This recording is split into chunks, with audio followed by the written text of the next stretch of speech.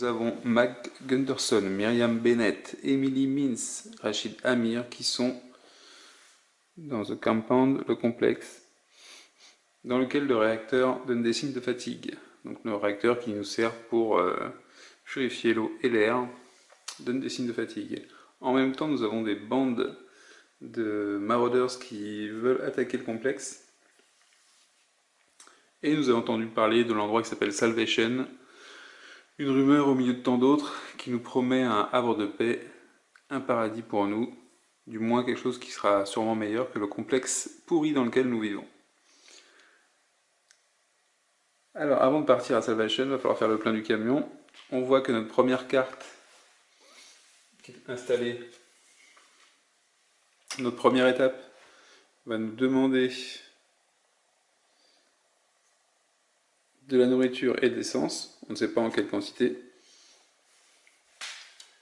Et nous savons aussi que nous aurons en tout 3 étapes avant d'arriver à Salvation. Et il paraîtrait qu'il y a aussi un péage à Salvation pour pouvoir montrer patte blanche, prouver qu'on est de bonne foi et qu'on n'apporte pas que des emmerdes dans ce havre de paix.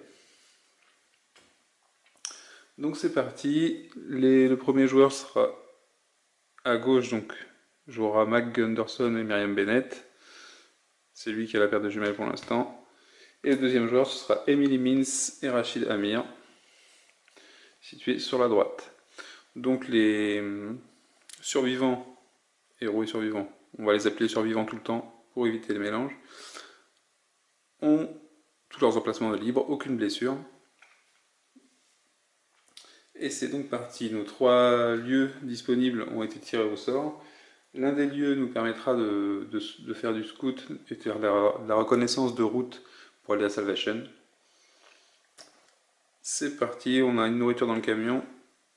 Alors, premier tour de jeu du coup.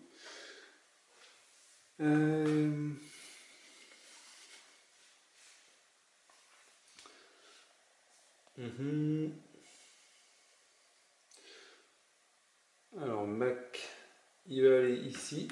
Donc, quand on va sur un nouveau lieu, on découvre le lieu. Hop, on place un marqueur menace, threat, donc sur la première valeur. On découvre ce lieu qui est l'hôpital Saint-Joseph. Alors, on nous dit que quand on termine notre activation sur l'hôpital Saint-Joseph, on peut défausser une blessure, donc on se guérit d'une blessure non révélée. Donc pour l'instant, c'est pas le cas. Quand on découvre un nouveau lieu, on tire une carte ressources et on place les ressources indiquées, sans faire de recherche. C'est automatique quand on découvre un nouveau lieu. Donc ça, c'était la première action de Mac Gunderson. Sa deuxième action va être de se déplacer à nouveau. Donc on va révéler le deuxième lieu. Fort Daniels. Alors Fort Daniels, il nous permet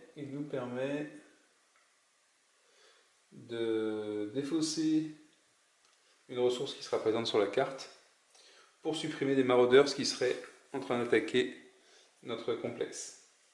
Donc on place également un marqueur ici. Mac Gunderson a fait ces 2 actions, je place donc un marqueur pour dire que lui c'est terminé. On passe au joueur 2. Donc on a Emily Mintz pour rappel qui peut faire 3 actions. Quelque chose qui est peut-être intéressant, c'est de se déplacer. Hop, ça fait une action. Donc là, la carte est déjà révélée, donc on fait rien de plus. De prendre pour ces 2 autres actions une nourriture et un medpack. Elle a fait ces 3 actions, le déplacement, récupérer un token 2 fois de suite, ça lui fait 3 actions. On repart au premier joueur, donc il reste maintenant Myriam Bennett à activer. Donc le premier boulet de notre équipe,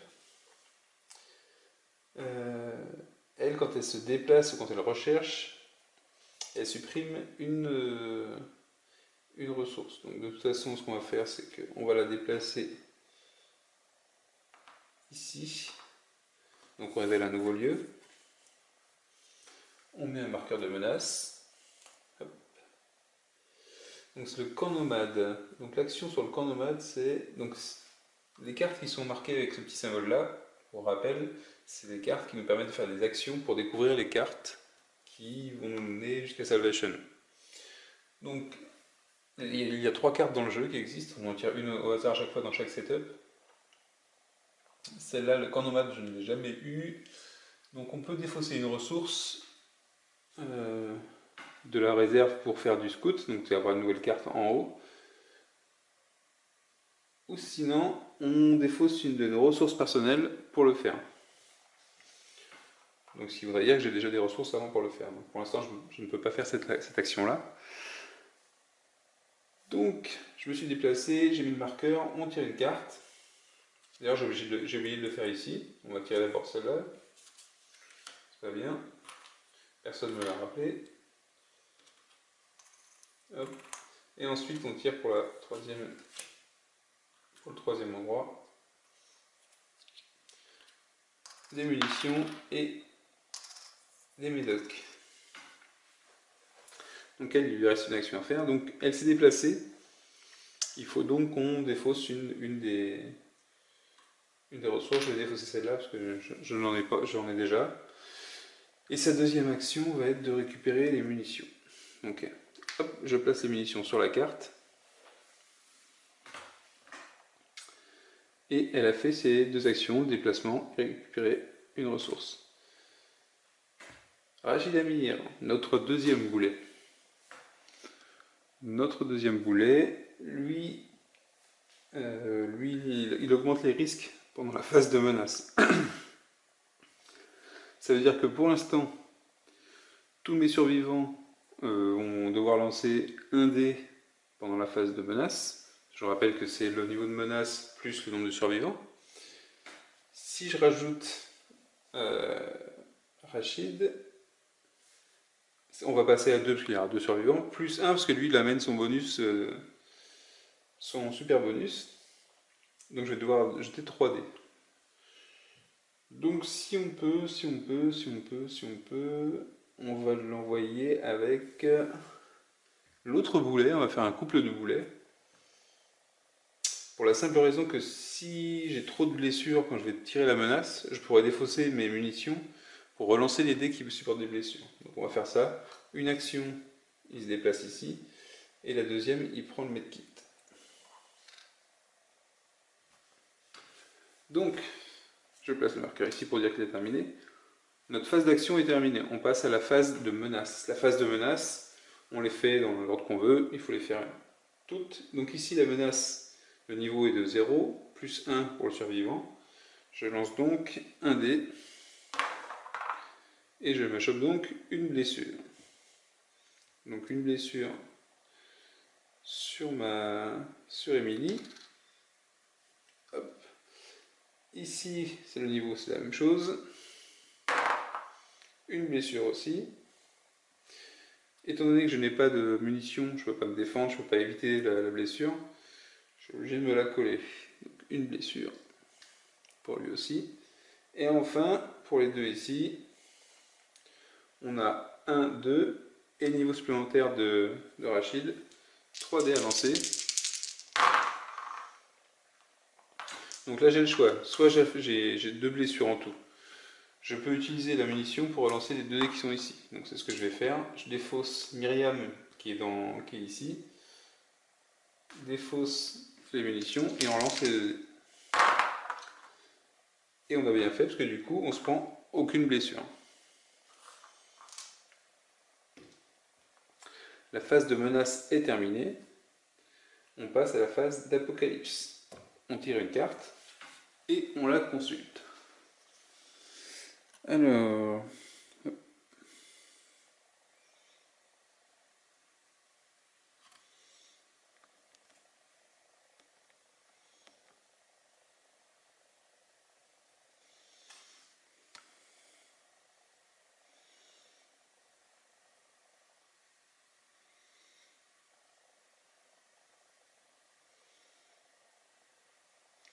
Donc, je sais pas si on arrive à faire la mise au point là-dessus.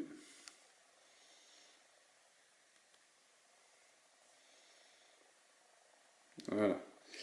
Donc là, qu'est-ce que ça nous indique? Une carte de type famine. Il y a le petit logo aussi.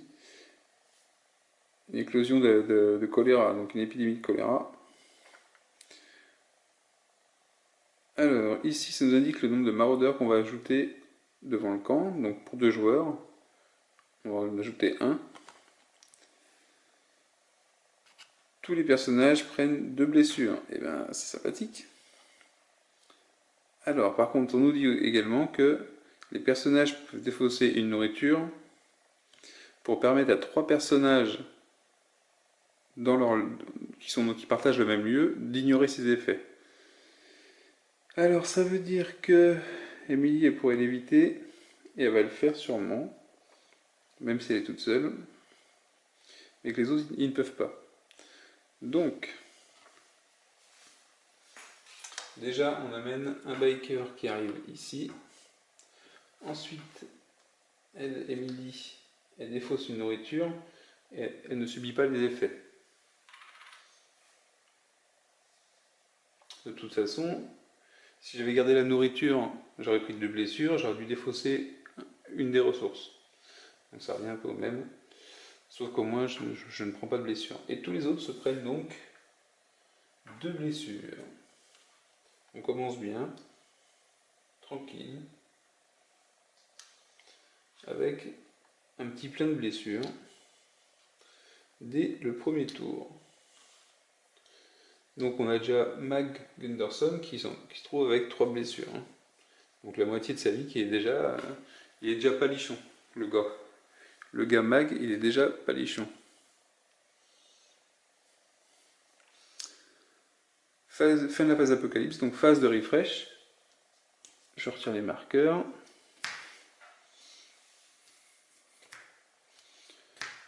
La paire de jumelles, oups, elle passe à mon autre joueur. Et on commence un nouveau tour d'action. Donc vous voyez, c'est pas compliqué du tout. C'est très simple. Gestion de ressources, gestion de... On va essayer de mitiger les dés quand on peut. Utilisation, en fait, gestion ou adaptation aux effets des différents protagonistes et aux actions qui sont sur le lieu. Donc, nouveau tour. Donc, on va profiter de ça. On va faire jouer Emily Mins. Première, donc elle a 3 actions. Première action, récupérer un medpack. Deuxième action, rentrer au bercail au complexe. Elle va faire un transfert gratuit, enfin troisième action même, elle va défausser une blessure. Donc les blessures sont défaussées face visible ici, donc c'était une blessure simple. Donc ça c'était son action de repos, donc c'est la 1, 2 et troisième action le repos. Et elle va faire un transfert. Donc le premier transfert est gratuit. Et mon transfert vers le camion, je vais mettre mes 2 medkits dans le camion. Et on commence à charger le camion en matériel, en soins. Pour l'instant, je pourrais dire que ça sert à rien du tout, parce que ma première étape ne concerne que de la nourriture et de l'essence. Mais on ne sait jamais ce qu'on va trouver sur la suite. Donc Emily a terminé son tour.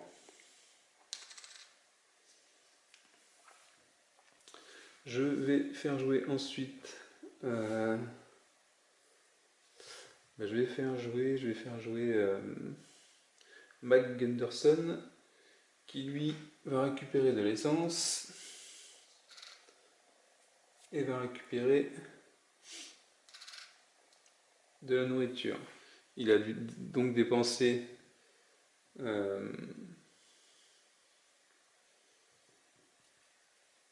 2 actions pour ça. Il a terminé son tour. Donc le pouvoir de Mag, c'est de... ou Mac, c'est Mag, je sais pas si c'est un G ou un C. Non, c'est un C, c'est Mac. Je l'appelle Mag. Mac, son pouvoir, c'est de pouvoir défausser une ressource du lieu où il se trouve et de prendre n'importe quelle ressource en échange. Donc c'est pratique quand on a besoin de ressources bien précises. Donc il termine son activation. Ensuite, il reste Rachid. Rachid, que va-t-il faire? Donc Rachid, il est sur un lieu où il n'y a rien du tout. Par contre, il est aussi sur un lieu où il pourra défausser un medkit pour faire une exploration. Enfin, donc une ressource pour faire une exploration. Alors, première action qu'il va faire, il va faire une recherche. Il ne va pas laisser Myriam faire la recherche, puis à chaque fois, elle va nous défausser une ressource. Donc, une nouvelle recherche. Hop. Je me rends compte que j'ai mon ombre qui nuit à la lisibilité. Donc, 2 nourritures, une munition.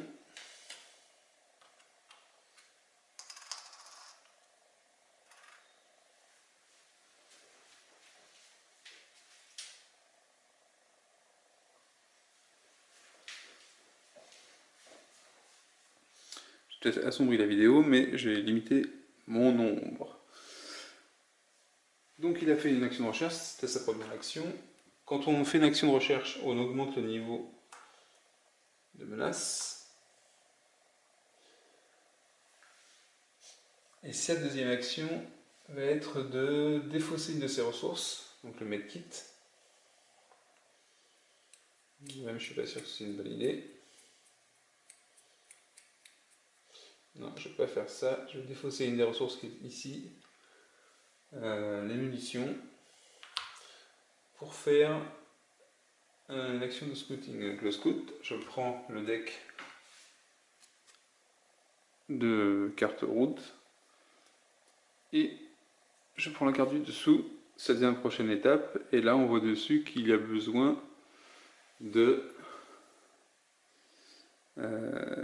medkit.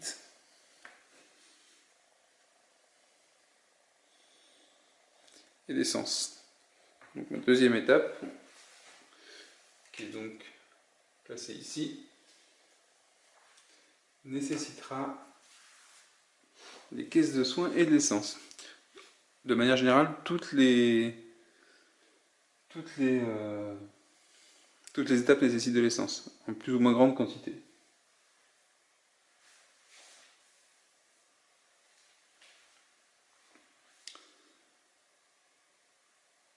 Donc c'était sa deuxième action. Il a donc terminé de son tour. Il reste Myriam. Donc Myriam, ce qu'elle va faire, c'est qu'elle va prendre de la nourriture et rentrer au camp. Parce que d'une part, ça évite qu'elle supprime en se déplaçant. Ici, il n'y a rien à défausser. Et elle va pouvoir faire une action de transfert pour la mettre dans le camion. Donc, elle a pris, elle s'est déplacée. Ça fait qu'elle a terminé son tour. On passe à la phase de menace. Donc ici, les phases de menace, quand on est au complexe, il n'y en a pas. Amir, qui a la chance d'avoir attiré le mauvais oeil, il a +1, ça fait 2, +1 pour son bonus personnel. 3 à lui tout seul, c'est formidable. Alors, il a un peu de la chance, il prend qu'une seule blessure. C'est bien, même s'il commence à être garni lui aussi. Ensuite, Mac, lui, niveau de menace 0, +1 dé. Pas de blessure à ce tour-ci. Pas d'autres menaces. On passe à la phase d'apocalypse. Le mot est un peu fort peut-être pour le style de jeu, apocalypse. On n'a pas l'impression d'être en pleine phase d'apocalypse quand même.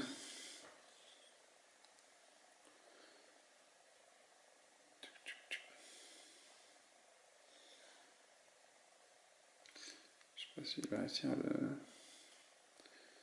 à gérer mon zoom.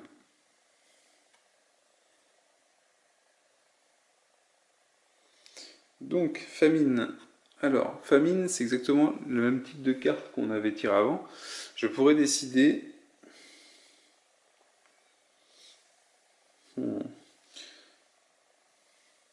Non, je vais la jouer quand même. Je pourrais décider de la défausser et d'en tirer une autre. Et ça va me faire perdre un tour. Là, je vais rajouter donc un maraudeur. Donc j'ajoute tout de suite. Hop. Et ensuite, on nous dit que chaque personnage augmente le niveau de menace de son lieu. Donc il y a que... ah si, il y a 2 personnages qui vont pouvoir le faire. Ah, par contre, je vais t'ennuyer sur celui-là. Et sinon, s'ils ne peuvent pas le faire, on ajoute un maraudeur. Donc, on peut défausser de la nourriture pour que 3 de mes personnages ne subissent pas ces effets. Personne n'a de nourriture, ah si, Mac qui pourrait, mais c'est pas super intéressant. Donc, ici ça augmente. Mais le niveau suivant c'est 0, ça va. Et ici ça augmente, on passe à +2. Là ça commence à être chaud. Et pour ces deux-là, on ne peut pas augmenter, donc on ajoute 2 maraudeurs. Je rappelle que si je passe le dernier maraudeur ici, c'en est fini pour le jeu.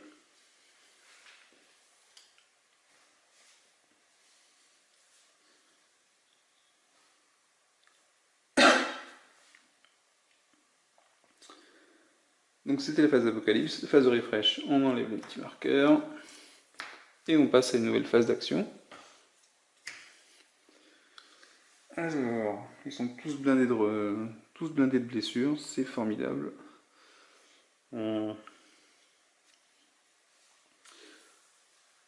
Alors nous aussi, je change aussi les jumelles de place. Donc Mac va sûrement faire la première action.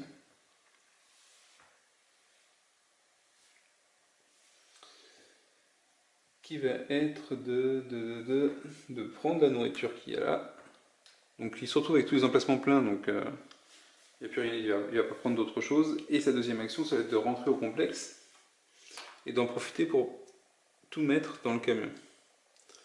Donc il aura fait ces 2 actions. Et on remplit bien le camion comme ça, et il a terminé son activation. Ensuite, qui on va faire jouer? Il n'y a plus beaucoup de ressources dans les lieux, parce qu'on n'a pas fait d'action de recherche.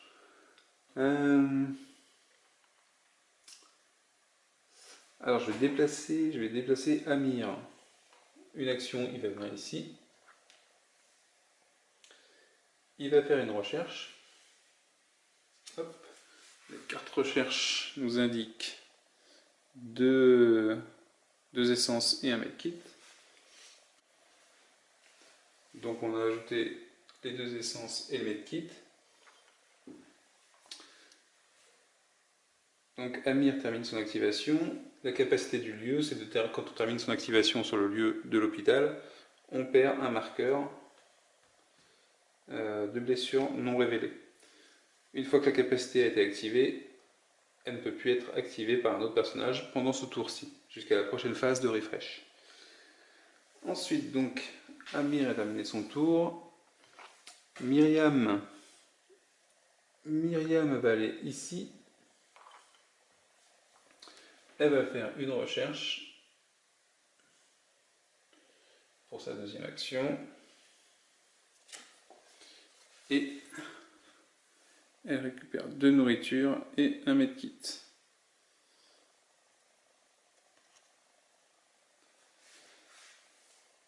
2 nourritures, un medkit. Mais vu que Myriam c'est un boulet, elle fait tomber une de ses ressources en les cherchant. Et donc on doit défausser une des ressources. Alors les 2 nous intéressent. On va dire que je vais faire tomber une nourriture.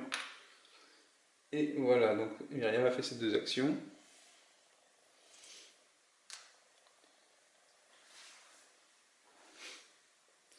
Ensuite, il ne reste plus que Émilie. Émilie, qui est en pleine forme, On va faire une action pour venir ici.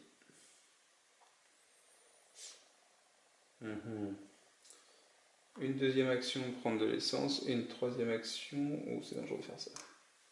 C'est dangereux de faire ça. Elle va prendre de l'essence. Et elle va revenir ici. Comme ça, elle va pouvoir mettre de l'essence dans le camion. Et terminer son tour.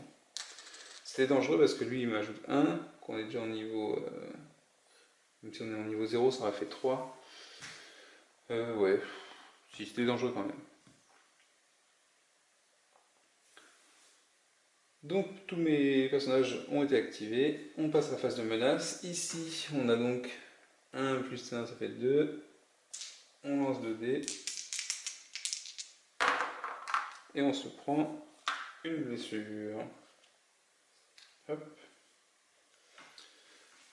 Ensuite, Myriam plus 1, ça fait 2 également. On se prend une blessure aussi, Myriam. Là. Les joueurs qui sont complexes ne sont pas concernés par les blessures. On passe à la phase d'apocalypse. Alors j'ai peut-être déconné un peu. La partie peut très bien s'achever très rapidement. Pas encore, mais ça pourrait être pas tardé. Il faut énormément surveiller les... J'ai perdu plusieurs fois en ayant tous les maraudeurs déjà déployés. Et on va voir pourquoi. Parce qu'une carte de type War, donc la guerre, si j'avais le droit à un petit focus dessus, ce serait pas mal. Donc cette carte-là, un assaut des maraudeurs, ajoute 4 maraudeurs sur mes défenses en fait. Et des personnages qui sont dans le complexe, on les croyait à l'abri, pas du tout du tout. Chaque personnage dans le complexe va prendre une blessure. Alors on peut également empêcher l'arrivée d'un maraudeur en prenant une blessure supplémentaire dans le complexe. Mais vu qu'on est un peu blindé de blessures, on va pas le faire. Quoique je pourrais avec Emily. Mais ça nous fait prendre des blessures en plus. Donc, déjà 4 maraudeurs. Hop, hop. Et les buggy arrivent. Donc là, alors dans le jeu, il est précisé que la différenciation qui est faite entre les buggy et les motos, en fait, c'est que dès qu'on voit les buggy apparaître, c'est dangereux. Il suffirait d'une deuxième carte War ou d'une carte qui fasse apparaître deux ou trois maraudeurs et c'est plié. En tout cas, les cartes War font systématiquement apparaître, je crois, 4 maraudeurs, donc ce serait très dangereux. Même si une carte identique, je peux la passer.